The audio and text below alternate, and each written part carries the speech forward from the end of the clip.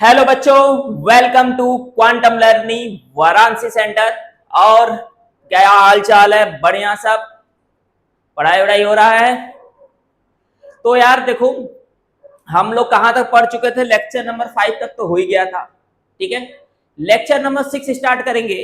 Lecture number 6 start क्या करना यार, थोड़ा सा है, हुआ था पहले बट थोड़ा दिक्कत हो गया तो फिर से रिकॉर्ड किया जा रहा है। बट कोई नहीं, जीवन का दस्तूर है कि नहीं।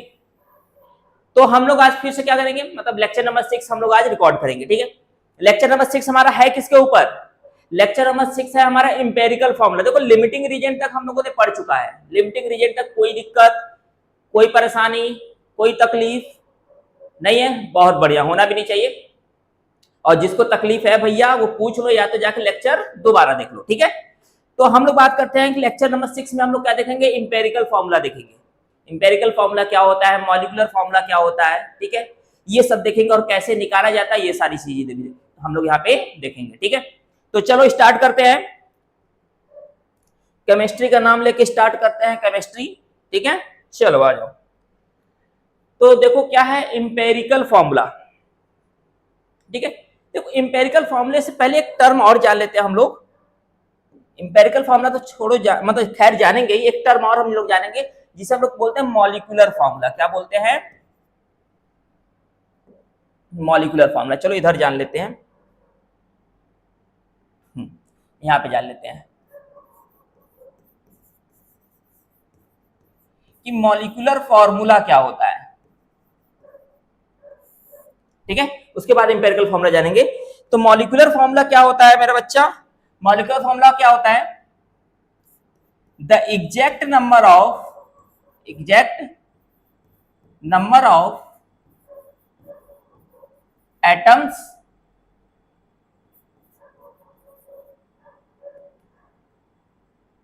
Atoms present in a given compound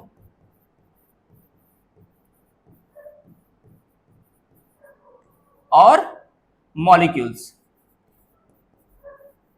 किसी भी गिवन कंपाउंड या मॉलिक्यूल्स में जो एग्जैक्ट नंबर ऑफ एटम होता है ना, उसी को हम लोग क्या बोलते हैं? Molecular formula. जैसे एग्जांपल की मैं बात करूं, जैसे मान लो ग्लूकोज, तो C6H12O6 है ना। मान लो तुम्हारा क्या हो जाएगा? Peroxide H2O2। मान लो तुम्हारा क्या हो गया? H2SO4। और क्या हो जाएगा? C2H6 etc। तो ये सब हमारा क्या है? मॉलिक्यूलर फॉर्मूला है बच्चा। क्या है? Molecular formula. ठीक है, चलो आगे देखते हैं। तो इंपेरिकल फॉर्मूला क्या होगा? तो इंपेरिकल फॉर्मूला क्या होता है? The simplest form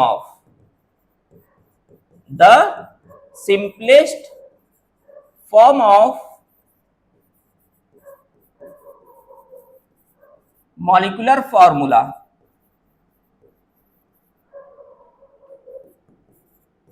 is called empirical formula.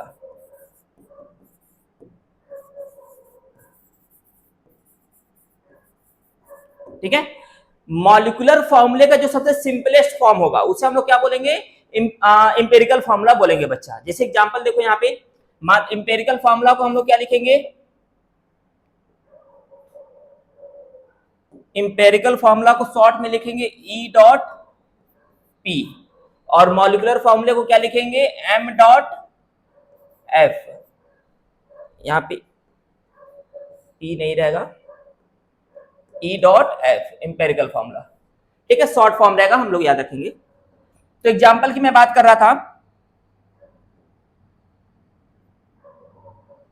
तो मान लीजिए इधर हो गया आपका इंपेरिकल फॉर्मूला और इधर हो गया आप सॉरी, हाँ आ जाओ, फिर चाहता हूं, आ जाओ बेटा। तो इधर हो गया हमारा मॉलिक्यूलर फॉर्मूला और इधर हो गया हमारा इंपेरिकल फॉर्मूला। ठीक है, देखो अब दिखाई दे रहा है ना? नहीं दिखाई देगा तो बता देना। तो सबसे पहले देखो ग्लूकोज लेते हैं, C6H12O6। ये तो मॉलिक्यूलर फॉर्मूला है, अभी हमने वहां पे देखा है। इसका सिंपलेस्ट क्या कॉमन ले सकते हैं? 6 कॉमन ले सकते हैं ना। जब 6 कॉमन ले लेंगे तो क्या मिलेगा, CH2O मिलेगा। तो ये मॉलिक्यूलर फॉर्मूला, ये इंपेरिकल फॉर्मूला। ऐसे मान लो और एग्जांपल देखते हैं, जैसे मान लो H2O2, H2O2 क्या कॉमन ले सकते हैं, 2 कॉमन ले लेंगे तो क्या बचेगा, HO। ये हो गया इंपेरिकल फॉर्मूला। अच्छा और ले लेते हैं, मान लो H2S2O8 डाइसल्फ्यूरिक एसिड, या इसी को मार्शल एसिड बोलते हैं। क्या बोलते हैं, मार्शल एसिड। 2 कॉमन लेंगे तो क्या मिलेगा बच्चा, HSO4। ये हो गया इंपेरिकल फॉर्मूला। मान लो H2O है, अब इसमें से कुछ कॉमन ले सकते हैं, नहीं ले सकते हैं, नहीं लेंगे तो फिर इसका इंपेरिकल फॉर्मूला और मॉलिक्यूलर फॉर्मूला दोनों सेम रहेगा। मान लो HNO3, क्या कुछ कॉमन लेने लायक है, नहीं, तो सेम लिख देंगे HNO3। तो ये होता है हमारा इंपेरिकल और मॉलिक्यूलर फॉर्मूला। क्लियर हुआ, कोई दिक्कत, पक्का, चलो बहुत बढ़िया। अब एक बात समझो कि ये बताओ, अच्छा यहां से, अब हमें अगर हमको पता है कि मॉलिक्यूलर फॉर्मूले से ही इंपेरिकल फॉर्मूला मिल रहा है, तो हमें इंपेरिकल फॉर्मूला देख के मॉलिक्यूलर फॉर्मूला भी तो पूछ सकता है ना बच्चा, है कि नहीं। अरे बता भैया, हाँ या ना, हाँ पूछ सकता है। तो देखो ये बताओ, जो हम मॉलिक्यूलर फॉर्मूले में से जो नंबर कॉमन ले रहे हैं, अगर वापस उसी को बेस में मल्टीप्लाई कर दें तो हमें वापस इंपेरिकल फॉर्मूला मॉलिक्यूलर फॉर्मूले में कन्वर्ट हो जाएगा कि नहीं। जो हम यहां से नंबर कॉमन ले रहे हैं तो इंपेरिकल फॉर्मूला बन रहा है। अब उस जो नंबर कॉमन लेके हमने हटा दिया, उसी को अगर उसके बेस में मल्टीप्लाई कर दे तो वापस क्या मिल जाएगा, मॉलिक्यूलर फॉर्मूला। मतलब इंपेरिकल वापस किस में कन्वर्ट हो जाएगा, मॉलिक्यूलर में। मतलब कि अगर इसमें हमने 6 कॉमन लिया, अगर मैं इसी में 6 से मल्टीप्लाई कर दूंगा तो कन्वर्ट हो जाएगा कि नहीं, मॉलिक्यूलर में हो जाएगा ना, हाँ बिल्कुल। तो अब देखो हम क्या लिख सकते हैं, इसीलिए हम लिख सकते हैं कि molecular formula equal to empirical formula base n। जो हम n कॉमन ले रहे थे उसी से हम क्या करेंगे, मल्टीप्लाई कर देंगे, तो हमें वापस इंपेरिकल किस में कन्वर्ट हो जाएगा, मॉलिक्यूलर फॉर्मूले में कन्वर्ट हो जाएगा। ठीक है, अब बात ये आती है कि सर हमें पता कैसे चलेगा कि हमने क्या कॉमन लिया था या वहां से क्या कॉमन रहा होगा। तो हमें ये नहीं पता चलेगा कि वहां से क्या कॉमन रहेगा, हम n की वैल्यू निकालेंगे। और कैसे निकालेंगे, देखो तो n का फॉर्मूला होता है n equal to molar mass of molecular formula divided by molar mass of empirical formula. Molecular form, अगर आपको n की वैल्यू जब भी निकालना होगा ना, तो आपको क्वेश्चन में मॉलिक्यूलर फॉर्मूले का मोलर मास दिया रहेगा और हम इंपेरिकल फॉर्मूला निकाल ही लेंगे, उससे डिवाइड कर देंगे उसके मोलर मास से, तो हमें क्या मिल जाएगा, n की वैल्यू, और फिर यही n यहाँ पुट कर देंगे तो मिल जाएगा हमें। क्लियर है, चलो बहुत बढ़िया। एक इंपॉर्टेंट चीज और जान लेते हैं बच्चा, यहाँ पे हम लोग इसका यूज पड़ेगा इनकेस हमको लग रहा है क्वेश्चन में, मतलब कि दिया ही होगा कहीं ना कहीं। इंपॉर्टेंट पॉइंट क्या है समझिएगा, ये वेपर डेंसिटी के केस में है, याद रखिएगा। Vapour density equal to molar mass divided by 2। वो मोलर मास किसका, जो मॉलिक्यूलर फॉर्मूले का वेपर डेंसिटी अगर दिया हुआ है तो मोलर मास भी किसका रहेगा, मॉलिक्यूलर फॉर्मूले का। और हमेशा वेपर डेंसिटी किसका दिया रहता है, मॉलिक्यूलर फॉर्मूले का ही दिया रहता है बच्चा। क्लियर है, पक्का, इतनी चीजें समझ में आ गई, कोई दिक्कत, देख लो, लिखना है लिख लो, स्क्रीनशॉट ले लो, आगे बढ़ा जाए। चलो बहुत सही, इतनी चीजें याद रखना, अब आगे बढ़ते हैं। चलो आ जाओ, देखो क्वेश्चन करते हैं हम लोग। हाँ, क्वेश्चन ये दिया है कि in a compound carbon, hydrogen and nitrogen atoms are present in 9:1:3.5 by mass या बाय वेट। मतलब क्या हुआ बच्चा, मतलब तो यही हुआ ना जो तुम समझ रहे हो। क्या समझ रहे हो कि कार्बन का मास कितना दिया हुआ है 9, हाइड्रोजन का कितना दिया हुआ है 1, नाइट्रोजन का कितना दिया हुआ है 3.5, यही ना। ठीक है, अब देखो हम लोग सारे क्वेश्चन करेंगे कैसे, हम लोग सारे क्वेश्चन उसी तरह करेंगे। ठीक है, टेबल बना, टेबुलर फॉर्म में करेंगे। अच्छा आपसे देखो पूछा है मॉलिक्यूलर फॉर्मूला, क्या पूछा है, मॉलिक्यूलर फॉर्मूला पूछा, तो पहले इंपेरिकल फॉर्मूला निकाल लेते हैं। ठीक है, तो याद रखिएगा हम लोग कॉलम बनाएंगे, पहले में हो जाएगा सिंबल, उसके बाद मास, उसके बाद आ जाएगा मोल, फिर आ जाएगा सिंपलेस्ट मोल रेशियो। जितने कॉलम बना रहे हैं उतने हम लोग बनाएंगे, ठीक है। फिर आ जाएगा इंपेरिकल फॉर्मूला, ठीक है।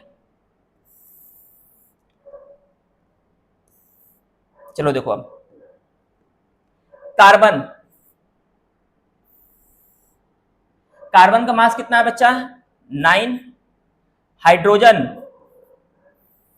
हाइड्रोजन का मास कितना है? 1। नाइट्रोजन, नाइट्रोजन का मास कितना है बच्चा? 3.5, है ना।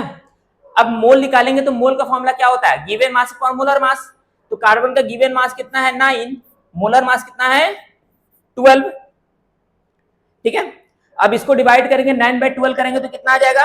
ये आ जाएगा तुम्हारा 0.75 आ जाएगा, ठीक है। हाइड्रोजन का मास कितना दिया है? 1, और मोलर मास भी कितना होता है? 1, तो कितना आ जाएगा? 1। नाइट्रोजन का गिवन मास है 3.5 और मोलर मास होता है 14। डिवाइड करेंगे तो कितनी बार में चला जाएगा?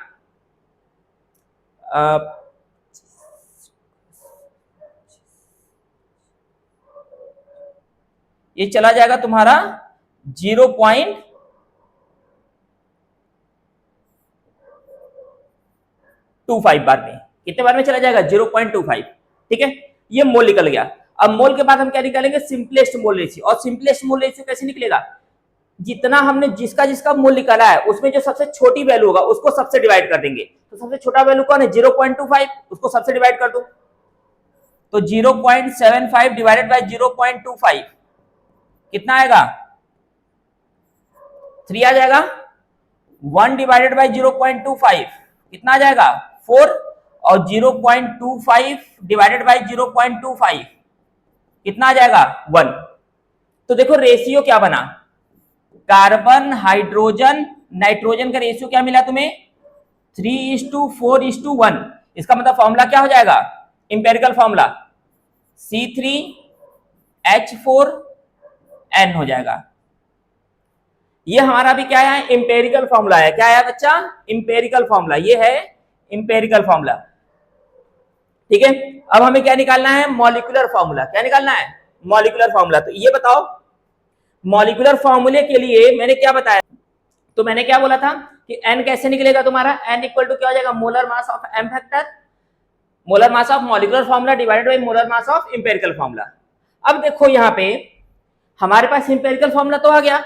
अच्छा, मोलर मास दिया हुआ तुम्हारा किसका? मॉलिक्यूलर फॉर्मूले का। तो हम क्या करते हैं तो सबसे पहले हम इसका मोलर मास निकालते हैं। तो हम लोग कहां? यही पे निकाल लेते हैं। देखो,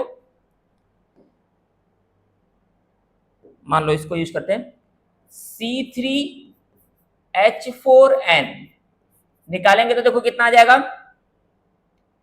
3×12 प्लस 4×1 प्लस 14, तो कितना हो जाएगा? 36 प्लस 4 प्लस 14, तो कितना हो जाएगा? 40, 50, 56। टोटल कितना आ जाएगा? 56 आ जाएगा। नहीं आएगा ना? देख लो एक बार। अच्छा नहीं, 56 नहीं, 54। तो इसका मोलर मास कितना आ गया बच्चा? 54 आ गया। अब हम n की वैल्यू निकाल लेते हैं। तो n इक्वल टू क्या हो जाएगा? जगह तो है नहीं, चलो मैं लिखा दे रहा हूं। n equal to molar mass of molecular formula divided by molar mass of empirical formula. यही तो है ना। अब मोलर मास मॉलिक्यूलर फॉर्मूले का कितना दिया है? 108 डिवाइडेड बाय इंपेरिकल फॉर्मूला का कितना आया बच्चा? 54। कट जाएगा तो कितना आ जाएगा? 2 बार में। तो n की वैल्यू कितना आ गया? n की वैल्यू आ गया 2, है ना। तो अब हमें पता है, मैं देखो यही पे लिख दे रहा हूं। तो मॉलिक्यूलर फॉर्मूला इक्वल टू क्या हो जाएगा? इंपेरिकल फॉर्मूला बेस में n, तो molecular formula equal to empirical formula क्या है? C3H4n मल्टीप्लाई करेंगे 2 से, तो क्या हो जाएगा C6H8N2, ये आ जाएगा हमारा बच्चा मॉलिक्यूलर फॉर्मूला। ऑप्शन देख लो, C6H8N2, कौन सा ऑप्शन सही है? सी वाला ऑप्शन सही है। क्लियर है, समझ में आया? ठीक है, हमेशा अभी स्टार्टिंग में हम लोग क्या करेंगे, इसी तरह क्वेश्चन करेंगे ताकि हमारा थोड़ा सा क्या हो जाए, हमें चीजें थोड़ा सा प्रैक्टिकल हो जाए, ठीक है ना, थोड़ा सा आदत बन जाए, जिससे फिर क्या होगा, खुद हम लोग आसान मतलब कि तेजी से कैलकुलेशन करने लगेंगे, तो हमें इस टेबुलर फॉर्म की जरूरत नहीं पड़ने वाली। बट फिलहाल में अभी इनिशियल टाइम है, तो उस समय तो जरूरत पड़ेगा ही पड़ेगा। ठीक है, चलिए आगे बढ़ते हैं। तो नेक्स्ट है, experimentally it was found that a metal oxide has formula M0.98O, metal M present as M+2 and M+3 in its oxide, fraction of the metal which exists as M+3 would be। मतलब बोला है कि कोई metal का oxide है जिसमें metal 0.98 है, ठीक है, कितना है, 0.98% है या 0.98 ग्राम है, तो उसमें से पूछा है कि कितना फ्रैक्शन M+2 होगा और कितना फ्रैक्शन, मतलब उसी में उस मेटल में M+2 M+3 दोनों है, तो पूछा कितना फ्रैक्शन M+3 उसमें होगा, ये पूछा हुआ है। ठीक है, देखो क्वेश्चन अच्छा है, सिंपल भी है, कोई दिक्कत नहीं है। ठीक है, सबसे पहले हम क्या देखो, अगर हम इस मेटल ऑक्साइड को तोड़ते हैं, मान लो इससे कर दे, अगर मान लीजिए नॉर्मली कोई भी मेटल ऑक्साइड होगा तो ये टूटेगा किसमें, ऑक्सीजन -2 में और मेटल +2 में जाएगा, जाएगा ना। तो निगेटिव चार्ज टोटल कितना होगा, -2, और पॉजिटिव चार्ज टोटल कितना होगा, +2 होगा, या 2 जिसे हम लोग बोलते हैं उतना होगा। ठीक है, अब मान लेते हैं कि कितना है तुम्हारा M+2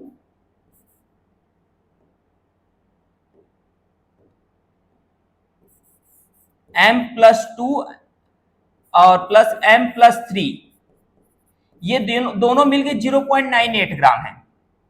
कितना है, दोनों मिलकर तो 0.98 एटम है, जिसमें से मान लेते हैं कि M+3 तुम्हारा कितना होगा, इक्वल टू x, M+n कितना होगा, x होगा, तो M+2 कितना हो जाएगा, तो टोटल कितना है 0.98, तो 0.98 माइनस x हो जाएगा। तो अब क्या होगा, तो M+3 की जगह क्या हो जाएगा तुम्हारा, क्योंकि टोटल अगर देखा जाएगा तो इन दोनों का सम कितना हो जाएगा, चार्ज के बराबर है, चार्ज के बिहाफ पे, चार्ज के बिहाफ पे इन दोनों का सम +2 होगा, मतलब 2 होगा, तो +3 चार्ज कितना होगा, तो 3 से मल्टीप्लाई करेंगे तो 3x प्लस 2 वाला चार्ज कितना है 2, उसका कितना पॉइंट है 0.98 माइनस x हो जाएगा। ये दोनों चार्ज टोटल चार्ज किसके इक्वल हो जाएगा, +2 के हो जाएगा ना, टोटल चार्ज किसके इक्वल होगा, +2 के, इक्वल टू क्या हो जाएगा 2। ठीक है, एक बार फिर समझ लो, अगर हम मेटल ऑक्साइड, देखो पूछा क्या, कितना M+2 और कितना M+3 फ्रैक्शन में प्रेजेंट होंगे, ठीक है, जिसमें कि मेटल तुम्हारा टोटल कितना है 0.98 ग्राम ही है। ठीक है, चाहे परसेंट समझो चाहे ग्राम समझो, ठीक है, 0.98 ग्राम है। तो हम मान लेते हैं कि M मतलब टोटल आयंस दोनों का मिला के मास कितना है 0.98, तो M प्लस कितना होगा x होगा और M+2 कितना होगा 0.98 माइनस x होगा। ठीक है, अब मान लेते हैं कि ये मतलब कि टोटल +3 चार्ज कितना होगा, तो +3x होगा, और +2 वाला कितना होगा 0.98 माइनस x इंटू 2 हो जाएगा। टोटल चार्ज किसके इक्वल है 2 के, क्योंकि हमें पता है दोनों न्यूट्रल होगा ना, तो ये हो जाएगा। तो सॉल्व करेंगे तो 3x प्लस मल्टीप्लाई करेंगे तो 1.96 माइनस 2x इक्वल टू 2 हो जाएगा, तो x इक्वल टू क्या हो जाएगा 2 माइनस 1.96, तो x इक्वल टू कितना आ जाएगा 0.04, x इक्वल टू कितना आ जाएगा 0.04 आ जाएगा। ठीक है, ये इतना मतलब है M+3 का, ठीक है, इतना M+3, तो परसेंटेज निकालेंगे। ठीक है, तो परसेंटेज क्या हो जाएगा, percentage of M+3 equal to क्या हो जाएगा, जितना M+3 है डिवाइडेड बाय टोटल जितना है 0.98 इंटू 100, यही रहेगा। जब इसको डिवाइड करेंगे तो कितना आ जाएगा तुम्हारा, इसको डिवाइड करेंगे तो मान लो ये 100 से ऊपर चला जाएगा तो 4/0.98 हो जाएगा, 4/0.98 इक्वल टू तुम्हारा आ जाएगा, मान लो कि 2 × 2 करते हैं तो 2 × 2 में करेंगे तो ये चला जाएगा 2 बार में 2.24, ये तुम्हारा लगभग कितना आएगा 4.4 के लगभग, कौन सा, हाँ चलो एक ही तो है, तो मान लो कि कौन सा होगा 4.08% आ जाएगा, ठीक है। 4 के लगभग एक ही ऑप्शन दिख ही रहा है, तो मतलब क्या हो जाएगा 4.08%। तो इस 0.98 में कितना फ्रैक्शन m+3 को होगा, 4.08% m+3 होगा, तो m+2 कितना हो जाएगा, 100 में से माइनस कर देंगे तो वो m+2 हो जाएगा फ्रैक्शन का, ठीक है, ये चीज। चलो आगे बढ़ते हैं। उसके बाद बोला है a gaseous hydrocarbon give upon combustion of 0.72 gram of water and 3.08 gram of CO2 the empirical formula of the hydrocarbon is, मतलब बोला है कोई हाइड्रोकार्बन है जिसको बर्न हमने किया 0.72 ग्राम क्या मिला वाटर और 3.08 ग्राम क्या मिला CO2 मिला, तो पूछा एम्पेरिकल फॉर्मूला क्या होगा, ठीक है। तो देखो एक फॉर्मूला याद रखना कि जब भी हमें किसी भी कंपाउंड में किसी एलिमेंट का परसेंटेज निकालना हो या किसी एलिमेंट का मास निकालना हो और उस कंपाउंड का मास दिया हो तो देखो क्या हो जाएगा, ये फॉर्मूला याद रखना,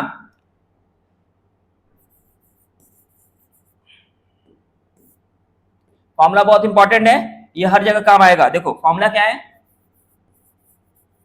मास of atom equal to mass of compound, compound का जो मास दिया होगा into molar mass of atom, जिस एटम का निकालना है उसका molar mass divided by molar mass of compound, और जिस कंपाउंड में से निकालना है उसका मोलर मास। इस तरीके से हम किसी भी कंपाउंड में मास ऑफ एटम निकाल सकते हैं, ठीक है। इस फॉर्मूले को याद रखना, ये फॉर्मूला बहुत इंपॉर्टेंट है। तो देखो क्या बोला है कि हमारे पास वाटर कितना है, बोला है वाटर है तुम्हारा 0.72 ग्राम और CO2 कितना है 3.08 ग्राम। अब ये बताओ जब तक हमें कार्बन और हाइड्रोकार्बन का मतलब कार्बन हाइड्रोजन होना चाहिए, तो जब तक हमें कार्बन और हाइड्रोजन का मास नहीं पता चलेगा तब तक क्या हम मोल निकाल पाएंगे, बिल्कुल नहीं निकाल पाएंगे। तो पहले हम मास पता करते हैं कार्बन और हाइड्रोजन का, तो mass of carbon atom equal to mass of compound, carbon किसमें CO2 में, तो इसका मास कितना है 3.08 into molar mass of atom, carbon का निकालना तो कार्बन का molar mass 12 upon molar mass of compound CO2 का मोलर मास कितना हो जाएगा 32 + 12 44, कितना हो जाएगा 44 हो जाएगा, ठीक है। अब इसको अगर सॉल्व किया जाए तो मान लो कि 44 से इसको काटा जाए सीधे तो तुम्हारा कितना आ जाएगा, मान लो ये गया से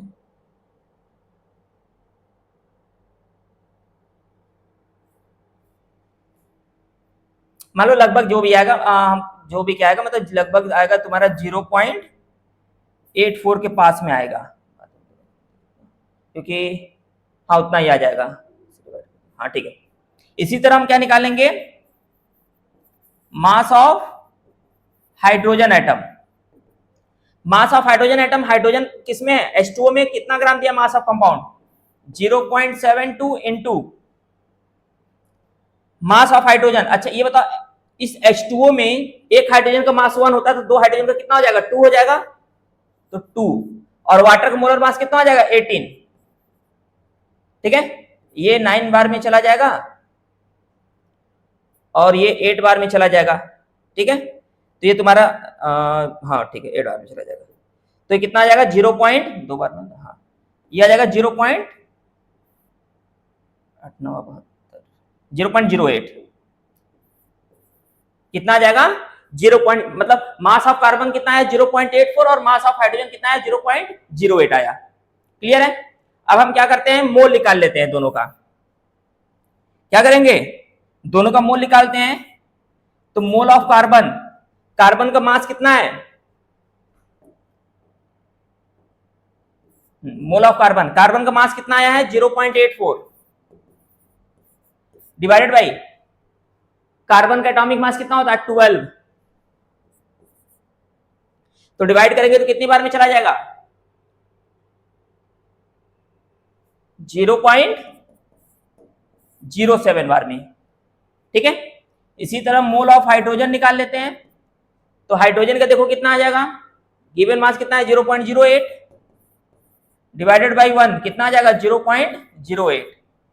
ठीक है, अगर अब हम देखो चाहे तो सिंपलेस्ट रेशियो निकाल लो, चाहे तुम ऐसे रेशियो निकाल लो, ratio of carbon to ratio of hydrogen कितना आएगा 0.07 टू 0.08, मतलब ratio of mole of carbon to mole of hydrogen तुम्हारा आ जाएगा 7:8 का। तो इंपेरिकल फॉर्मूला क्या बन जाएगा, इंपेरिकल फॉर्मूला बन जाएगा तुम्हारा C7H8 का बन जाएगा।